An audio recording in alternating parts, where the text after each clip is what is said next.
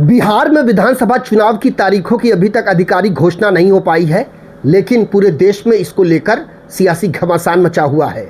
लोगों की बयानबाजियां सामने आ रही हैं, आरोप और प्रत्यारोप की लड़ियां लगनी शुरू हो चुकी हैं, चाहे पक्ष हो चाहे विपक्ष। और आम जनमानस क्या कुछ सोचता है इस बिहार विधानसभा चुनाव को लेकर, यह हम जानने का प्रयास करेंगे। हमारे साथ मौजूद हैं विनोद कुमार यादव, जो किसी जमाने में राष्ट्रीय जनता दल के समर्थक हुआ करते थे, यानी लालू प्रसाद यादव की पार्टी को ये अपना समर्थन दिया करते थे, लेकिन इस समय ये आर्थिक राजधानी मुंबई में मौजूद है। हम खुद जान लेते हैं कि वहाँ इस समय अटकलों का बाजार किस बात को लेकर गर्म है। सबसे पहले आपका स्वागत विनोद यादव जी। आप ये बताइए, बिहार विधानसभा चुनाव को लेकर क्या कुछ चल रहा है? ये धन्यवाद आपके। बिहार में अभी इस साल जो बिहार की जनता है मन बना चुके हैं कि इस बार पूर्ण बहुमत बीजेपी को पक्ष में जानी चाहिए। ये आप कैसे कह सकते हैं? इसलिए कि देखिए, मतलब बिहार की जनता ने लालू यादव जी का भी समय देखे हैं और अभी लगभग 20 साल से नीतीश जी का भी देख रहे हैं, और लगभग सभी को यही विश्वास है कि पूर्ण बहुमत से जब बीजेपी आएंगे बिहार में, तभी बिहार को कुछ भला हो पाएगा। विनोद जी, आप खुद यादव हैं और एक बड़ा तबका बिहार में यादवों का है, और यादवों का बहुमत लालू प्रसाद यादव की पार्टी को हर बार मिलते आया है। क्या लगता है इस बार उनके दिमाग में क्या कुछ गणित चल रहा है? ऐसी कुछ बात नहीं है। वो पहले जैसे यादव और पहले जैसे बिहार भी नहीं है। वो 1990 और 2005 वाली बिहार नहीं है। बिहार की जनता नहीं है।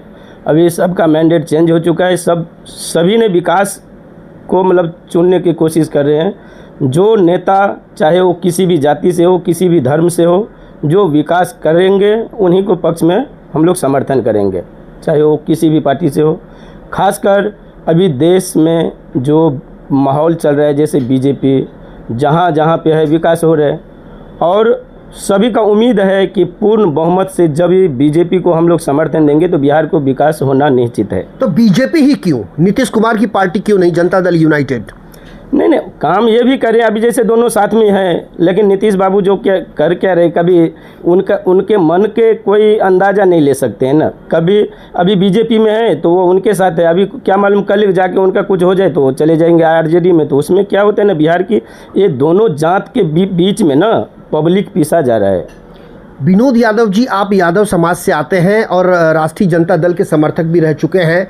आपसे एक सवाल पूछेंगे। लालू प्रसाद यादव परिवार से तेज प्रताप यादव को बेदखल कर दिया गया है। इस बार इसका कितना असर इस चुनाव पर पड़ सकता है? खैर, वो उनकी घर की मैटर है, उनके अंदर कोई टिप्पा टिप्पणी नहीं होनी चाहिए। उनकी पर्सनल अपनी ये है, लेकिन बेदखल करना भी कैसा ना, अभी वो उनकी मर्जी, कोई भी पार्टी से वो लड़ भी सकते हैं।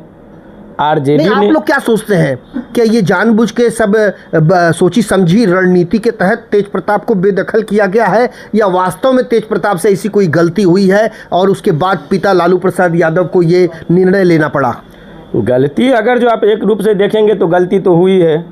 इससे पहले तेज प्रताप जी ने जो शादी किए थे ऐश्वर्या राय जी से, उनको मतलब वो तलाक दिए, जबकि उनका जो मीडिया आप लोगों के चैनल के माध्यम से देखे हम लोग भी कि उनको बहुत सताया गया, अब बहुत मतलब उनको प्रताड़ित किए गए, और ये अंदर ही ऐसा इतना दिन से चल रहा था। लेकिन जब इनका जो शादी का पहले से चल रहा था तो शादी क्यों किए? वो बीच में नहीं करना चाहिए था। बिहार की सड़कों को लेकर अगर मैं कुछ सवाल आपसे पूछूं तो बतौर बिहार के आम नागरिक आप क्या कुछ देखते हैं अपने नज़रिए से? मैं नहीं चाहूँगा कि आप किसी का पक्षपात करें, लेकिन आप बिहार की जनता के मन में उतरकर और उनकी जो सोच है उसे थोड़ा सा बाहर लाने का प्रयास करें, क्योंकि आप इस समय 1600-1700 किलोमीटर दूर बिहार से इस आर्थिक राजधानी मुंबई में आए हुए हैं। तो आपसे ये जानना चाहेंगे।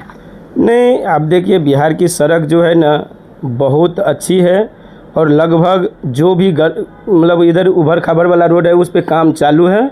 साल 2 साल जाते जाते रोड एकदम अच्छा हो जाएगा। इसमें कोई, हम लोग एक समय था कि पटना आने में लगभग 10 घंटा लगता था, अभी 4 घंटे के अंदर में पटना आ जाएंगे। अब अपराध के मामले में बिहार गढ़ माना जाता रहा है। अपराध की स्थिति क्या है? ग्राफ कम हो रहा है या बढ़ रहा है? अपराधी देखिए, आपराधिक घटना पे उतना कंट्रोल नहीं हो पाया है। जो पहले भी वैसा ही होता था, अभी भी हो रहा है। ऐसा नहीं है कि मतलब पहले नहीं होता था और अभी नहीं हो रहा है, वो अभी भी हो रहा है। और आगे जाके जब इस पे अगर जो सख्ती से अगर जो कार्रवाई या अपना जो नहीं करेंगे तो ये ऐसा होते ही रहेगा, क्योंकि वहाँ पे बाहुबलियों की ज़्यादा वर्चस्व है और माफिया जैसे दलाल लोगों को ज़्यादा ही वहाँ पे वर्चस्व है। माफ़ करना, आपने कहा बाहुबली माफियाओं का ज़्यादा वर्चस्व है, और किसी ज़माने में लालू प्रसाद यादव की जब सरकार हुआ करती थी तो वहाँ जंगल राज कहा जाता था। उस समय भी अपराध की उपमा दी जाती थी, नज़ीर दिया जाता था, उसके कई उदाहरण पेश किए जाते थे कि अपराध कभी मिटने वाला नहीं है। तो मतलब क्या निकला? बदलाव तो आया, नीतीश बाबू सुशासन बाबू के रूप में सबके सामने आए, लेकिन अपराध तो जस का तस ही है। नहीं, अपराध भी देखिए, अपराध भी हुआ है, कंट्रोल हुआ है, ऐसा नहीं है। पहले आप अगर जो 2000 से पहले जाइए तो लगभग 7 बजे, 8 बजे, 10 बजे, 9 बजे रात को आप सिटी शहर में घूम नहीं सकते थे। आज 2 बजे रात पूरा रात आप कहीं भी घूम सकते हैं, दिल्ली बम्बई के जैसे। वो इसमें कुछ, लेकिन ये माफियागिरी जो है ना, उनको मैं सरकार से निवेदन करता हूँ कि उनके जड़ तक जाना चाहिए। और उनको जो माफिया, चाहे कोई भी हो, किसी भी जाति से हो, किसी भी धर्म से हो, किसी भी पार्टी से हो, उनको जड़ से उखाड़ फेंकना ये भी सबसे बड़ी काम है, चाहे सरकार किसी का भी रहे। कई मामलों को लेकर बिहार का नाम इतिहास के पन्नों में दर्ज है, और अब उसी बिहार की धरती पर विधानसभा का चुनाव होने जा रहा है। और एक बार फिर भारतीय जनता पार्टी, जनता दल यूनाइटेड बनाम राष्ट्रीय जनता दल, उसके अन्य सहयोगी दल। तो देखने वाली बात होगी कि इस बार जनता का मन क्या निर्णय लेता है और जनता का रुझान किस पार्टी की ओर जाता है, और वहाँ का सियासी ऊंट किस करवट बैठता है। फिलहाल अभी के सफ़र में इतना ही। कल हाजिर होंगे किसी अन्य शख्सियत के साथ। तब तक के लिए नमस्कार।